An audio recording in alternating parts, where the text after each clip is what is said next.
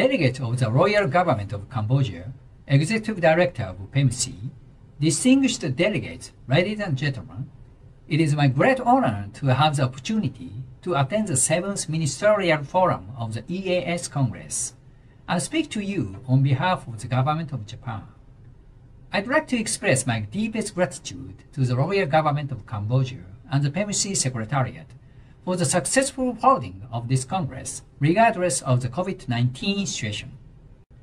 Since around the end of 2019, the pandemic of COVID-19 has brought various adverse effects, not only in our country but also around the world, including disruption in economic activities due to lockdowns or curfews.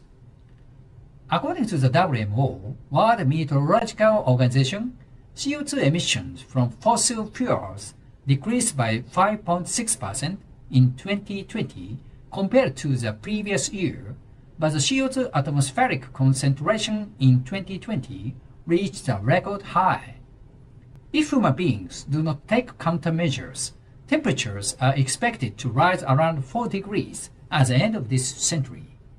As natural disasters become more frequent and more severe worldwide, reducing CO2 emissions is one of the most important factors in the global warming issue from the perspective of protecting lives and assets from natural disasters.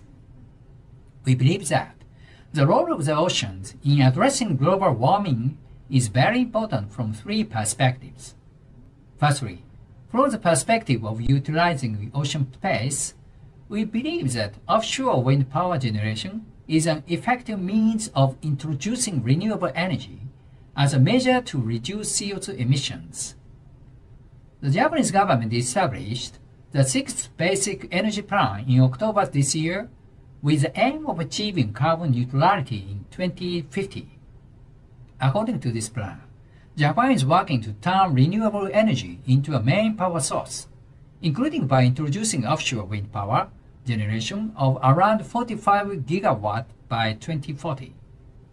Secondly, from the perspective that the port areas is ocean gateway of vast shipping network, we believe that decarbonizing port areas in our country is an extremely effective measure in addressing global warming because CO2 emissions of the port areas account for approximately 60% of total emissions in Japan. Specifically, we aim to realize a carbon-neutral port that will reduce CO2 emissions to the net zero through the mass import, storage and utilization of next-generation energy, such as hydrogen and ammonia, and the upgrading of port function in decarbonization.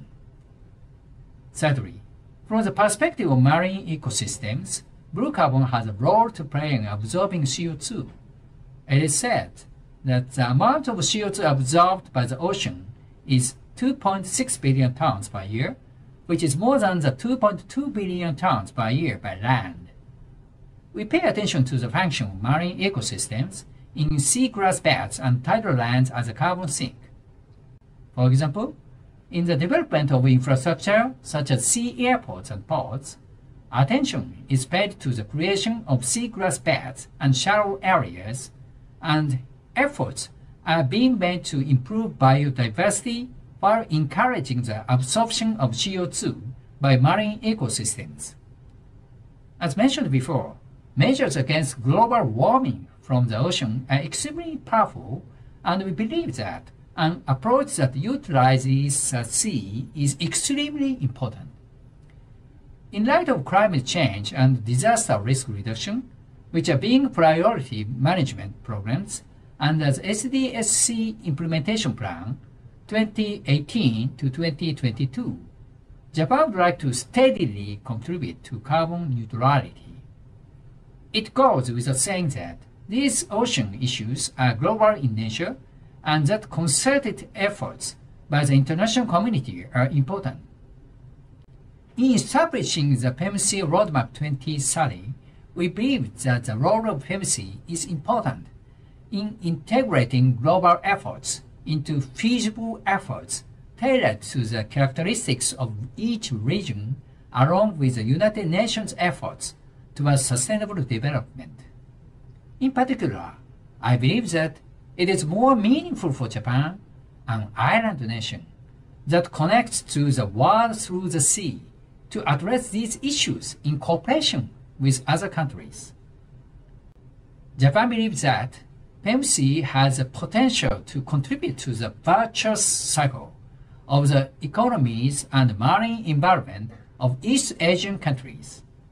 We support the establishment of the PEMSEA Roadmap 2030 and SDS-SEA 2022 to 2030 as a means of achieving regional development via PEMSEA's activities.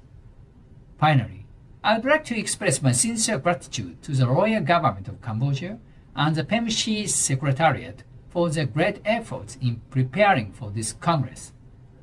Thank you for your kind attention.